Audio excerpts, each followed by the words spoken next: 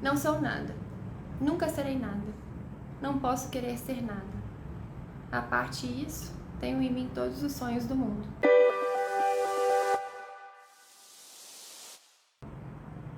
Bem-vindos à nossa conversa sobre poder e loucura na contemporaneidade.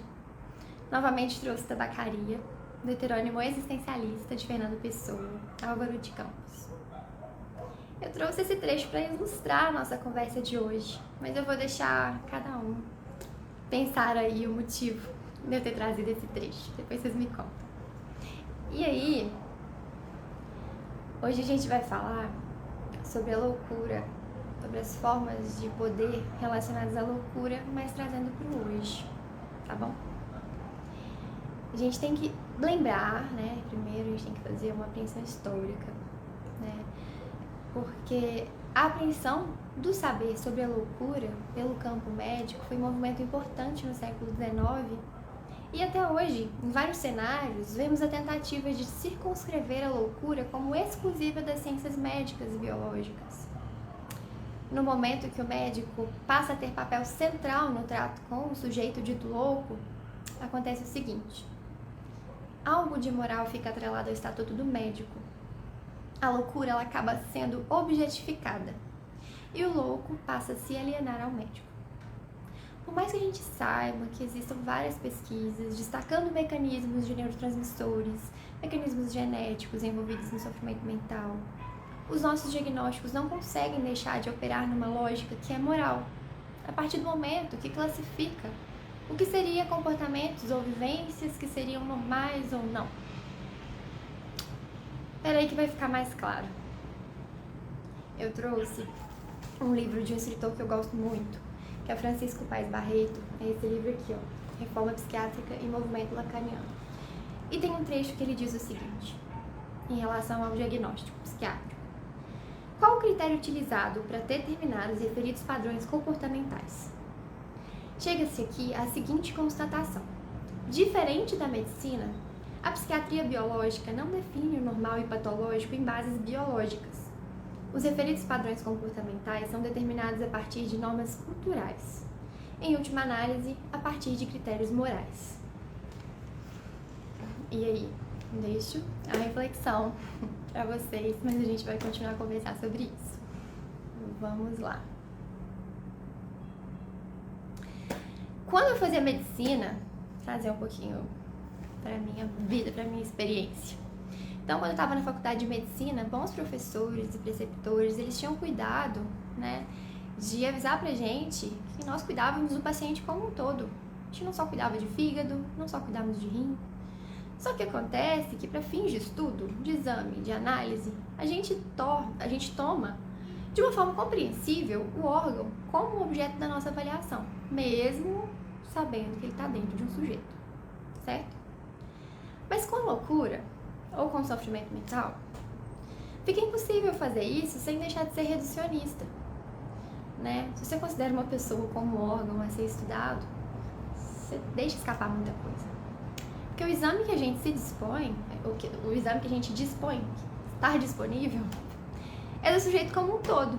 A gente examina o seu comportamento, a sua palavra, as suas relações sociais, familiares.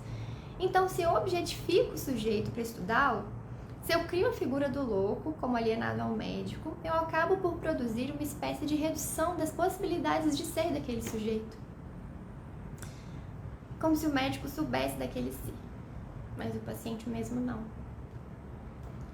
Tem uma frase de Foucault que diz o seguinte: se a personagem do médico pode delimitar a loucura, não é porque a conhece, é porque a domina. Isso se trata de uma denúncia, né? Uma denúncia das práticas em que o sujeito louco é capturado na qualidade de objeto, para uma análise que se propõe imparcial. E aí, uma vez que o médico ou outros profissionais da área de saúde mental seriam supostos detentores de todo o saber sobre a loucura, para que o louco seria ouvido?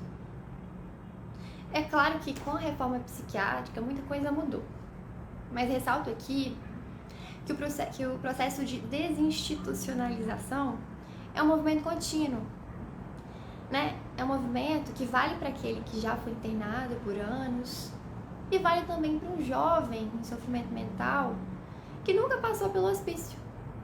A gente encontra no posto de saúde, nos nossos consultórios particulares, nos CAPs, nos CERSAMs. E para entender o que seria desinstitucionalizar, precisamos entender que instituição é algo dinâmico. A instituição não é somente parede, né? Instituição envolve práticas, histórias, saberes que acabam produzindo a nossa forma de enxergar o sofrimento mental. Então, desinstitucionalizar, por essa lógica, também é sair um pouco da instituição que a gente carrega com a gente, né? Sair um pouco, seja da instituição psiquiátrica, seja da instituição psicanalítica, seja da instituição biomédica. Enfim, sair disso para permitir que a pessoa fale, para permitir que aquela pessoa fale de seu sofrimento, né? E para que a gente possa auxiliá-la a encontrar saídas para esse sofrimento. Por exemplo, se chega para mim um paciente que necessita de usar um antidepressivo, no meu ponto de vista, através do que eu estudei e através do que eu ouvi dela. E aí eu imponho que ela deve tomar ele às 8 horas da manhã. E não abre espaço para que ela opine, não leva em conta o cotidiano dela.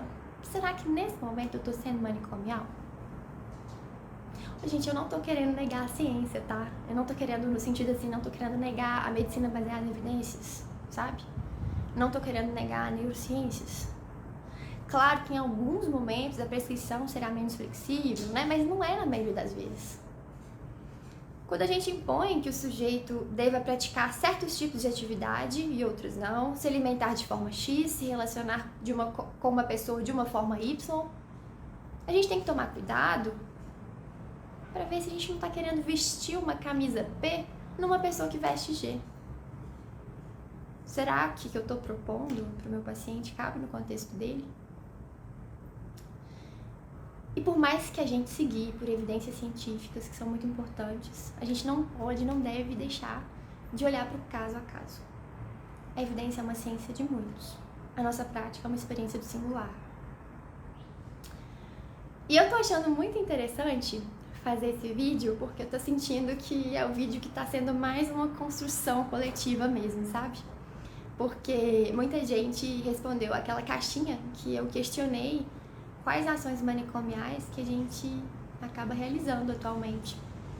E a grande maioria delas, a grande maioria das respostas que eu obtive, passa justamente por invalidar a fala do paciente.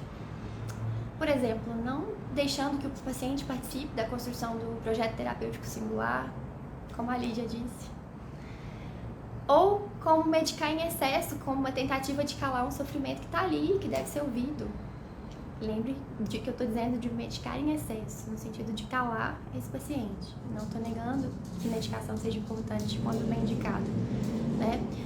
Ou podemos ser manicomiais quando a gente atribui aquele sofrimento a um transtorno de personalidade simplesmente para se desresponsabilizar.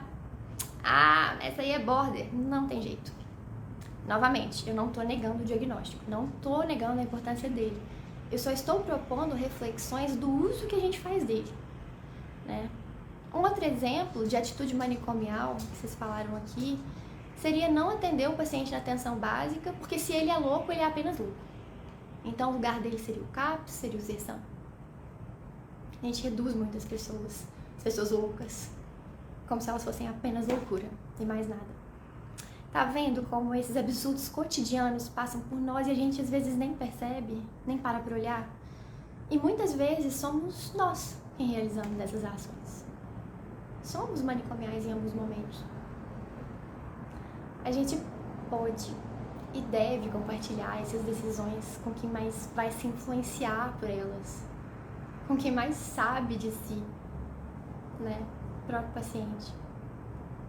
E outra coisa é que eu fico pensando que muitas vezes nós, profissionais de saúde mental, nos apegamos a uma única forma de pensar a loucura, né? A um único tipo de ciência, a uma única linha teórica. E aí a gente rechaça qualquer ciência que diz algo novo, que diz algo diferente.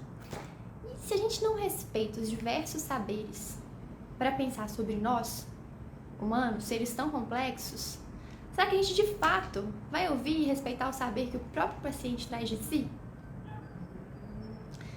Eu gosto e incentivo uma postura de abertura para o novo, para o inesperado, para a criação, que para mim é o mais bonito que nossa profissão tem. E é isso que eu defendo. Que todos aqueles que passem por nós, né, que todos aqueles que possam contar com nossa ajuda como profissionais ou como escutadores ou como amigos, que todos esses possam portar todos os sonhos do mundo. Lembrando que há dor, que há sofrimento, que nossa tarefa não é fácil. Obrigada, gente. Até a próxima semana. Tchau.